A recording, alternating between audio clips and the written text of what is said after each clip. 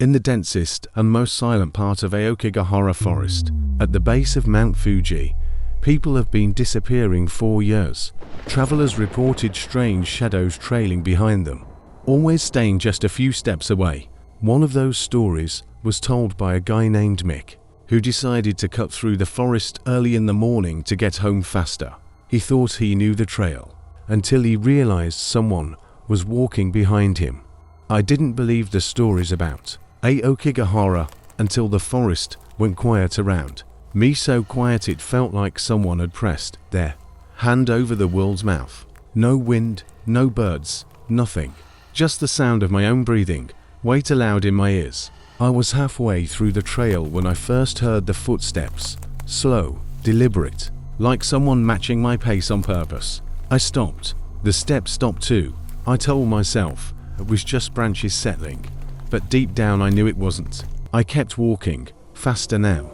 The footsteps followed, still slow, still steady, not running, not hiding, just watching.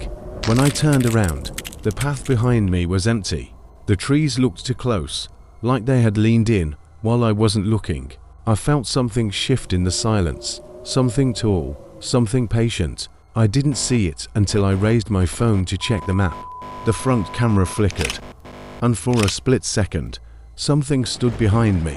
A shape darker than the shadows around it, tall, narrow, twisted, like it hadn't figured out how to stand like a person yet. I spun around, but nothing was there, only the cold, heavy feeling that I wasn't alone. The forest changed after that.